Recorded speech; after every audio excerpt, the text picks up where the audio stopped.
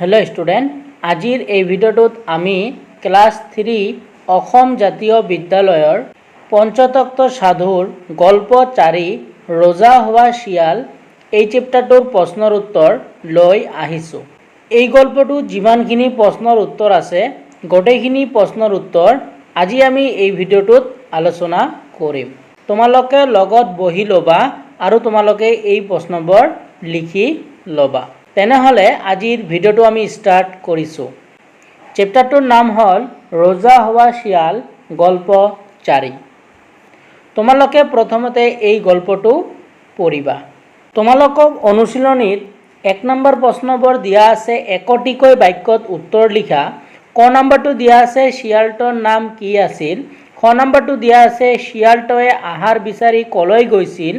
গ নম্বৰটো দিয়া আছে কুকুৰৰ ভয়ত শিয়ালটো কত সোমাল। খ নম্বৰটো দিয়া আছে হাবিত জন্তুবোৰে কাক দেখি ভয়ত পেপুৱা লাগিছিল। আৰু ঙ নম্বৰটো দিয়া আছে শিয়ালটোৱে জন্তুবোৰক কি পদবী দিছিল। এতিয়া আমি প্ৰথমে তোমালোকক এই 1 নম্বৰত যিমানখিনি প্ৰশ্ন আছে এইখিনিৰ উত্তৰ দিম। তোমালোকক 1 নম্বৰত প্ৰশ্নটো দিয়া আছিল একটিকৈ বাক্যত উত্তৰ দিয়া। তো ইয়াৰ ক নম্বৰ প্ৰশ্নটো তোমালোকক দিয়া আছে শিয়ালটোৰ নাম কি আছিল। ইয়াৰ উত্তৰটো তোমালোকে লিখিবা শিয়ালটোৰ নাম আছিল চন্দৰব। ঠিক আছে, তো তোমালোকে এইটো লিখিলে হ'ব। তাৰপিছত তোমালোকক খ নম্বৰ প্ৰশ্নটো দিয়া আছে শিয়ালটোৱে আহাৰ বিচাৰি কলৈ গৈছিল। তো ইয়াৰ উত্তৰটো তোমালোকে এনেকৈ লিখিবা শিয়ালটোৱে আহাৰ বিচাৰি নগৰত গৈছিল। গ নম্বৰ প্ৰশ্নটো তোমালোকক দিয়া আছিল কুকুৰৰ ভয়ত শিয়ালটো কত সোমাল। তো ইয়াৰ উত্তৰটো তোমালোকে এনেকৈ লিখিবা কুকুৰৰ ভয়ত শিয়ালটো ধোবা এজনৰ ঘৰত সোমাল। তাৰপিছত তোমালোকক ঘ নম্বৰ প্ৰশ্নটো দিয়া আছে হাবিত জন্তুবোৰে কাক দেখি ভয়ত পেপুৱা লাগিছিল। তো ইয়াৰ উত্তৰটো তোমালোকে এনেকৈ লিখিবা হাবিত জন্তুবোৰে চন্দৰব নামৰ শিয়ালটোক দেখি ভয়ত পেপুৱা লাগিছিল। তাৰপিছৰ প্ৰশ্নটো তোমালোকক দিয়া আছে শিয়ালটোৱে জন্তুবোৰক কি পদবী দিছিল। তো ইয়াৰ উত্তৰটো তোমালোকে এনেকৈ লিখিবা শিয়ালটোৱে জন্তুবোৰক মন্ত্ৰী, প্ৰহৰী, দুৱৰী আৰু ছত্ৰধাৰী পদবী দিছিল। ঠিক আছে, তো মই তোমালোকক 1ৰ কৰ পৰা ঙলৈকে গোটেইখিনি প্ৰশ্নৰ উত্তৰ লিখি দিলোঁ। আশা কৰিছোঁ তোমালোকে এইবোৰ বহীত লিখি ল'লা। তোমালোকক 2 নম্বৰ প্ৰশ্নটো দিয়া আছে 2-3টা বাক্যত উত্তৰ লিখা। ক নম্বৰটো দিয়া আছে শিয়ালটো কেনেকৈ নীলা হ'ল। খ নম্বৰটো দিয়া আছে শিয়ালটো কি উপায়েৰে জন্তুবোৰৰ ৰজা হ'ল। গ নম্বৰটো দিয়া আছে শিয়ালটোৰ আচল ৰূপ কেনেকৈ ধৰা পৰিল। ঠিক আছে, তো এতিয়া আমি এইবোৰৰ উত্তৰ চাম। তোমালোকক 2 নম্বৰ প্ৰশ্নটো দিয়া আছিল 2-3টা বাক্যত উত্তৰ লিখা। তো এতিয়া আমি চাওঁ ইয়াৰ ক নম্বৰ প্ৰশ্নটো কি দিয়া আছে। ক নম্বৰ প্ৰশ্নটো তোমালোকক দিয়া আছে শিয়ালটো কেনেকৈ নীলা হ'ল। ঠিক আছে, তো এইবোৰৰ উত্তৰ অলপ দীঘল হ'ব, মই যিমান পাৰোঁ সৰুকৈ লিখি আনিছোঁ। তো ইয়াৰ উত্তৰটো তোমালোকে এনেকৈ লিখিবা এদিন শিয়ালটোৱে নগৰত সোমোৱাৰ পিছত তাত থকা কুকুৰকেইটাই শিয়ালটোক খেদিছিল।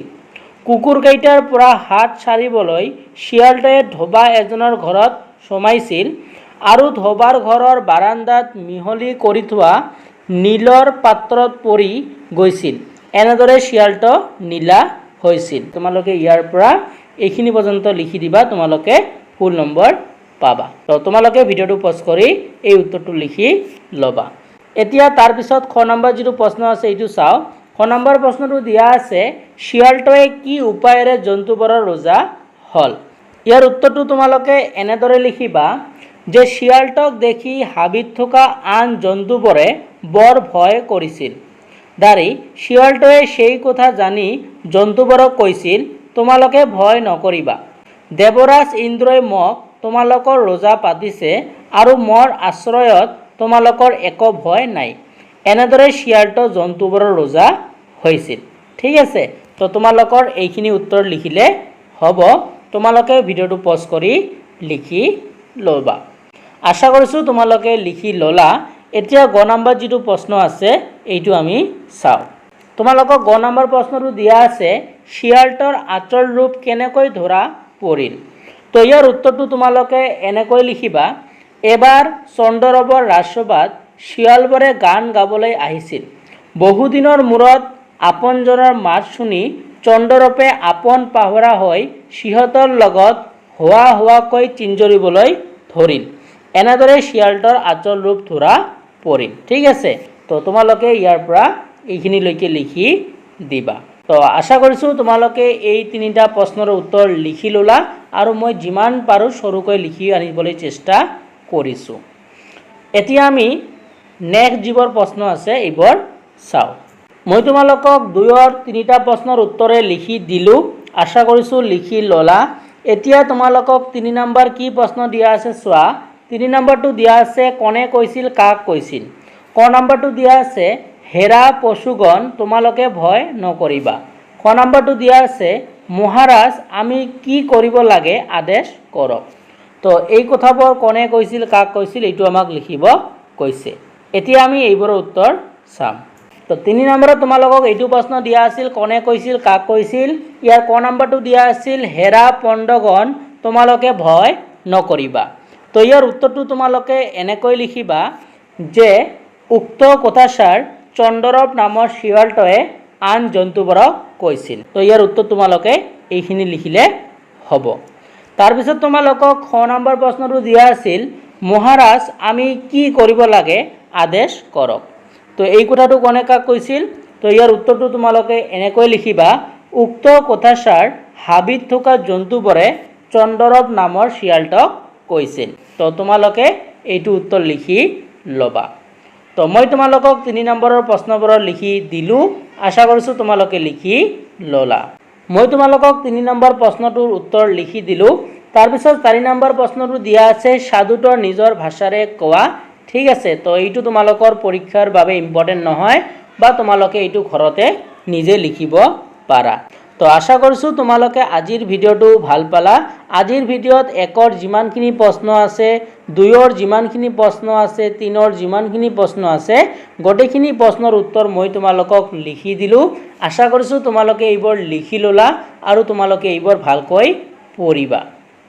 আৰু ইয়াৰ আগত আমি তোমালোকক যিবোৰ গল্প 1, গল্প 2, গল্প 3 এইবোৰৰ ভিডিঅ' দিছোঁ। যদি কোনোবাই চোৱা নাই তোমালোকে চাই ল'বা।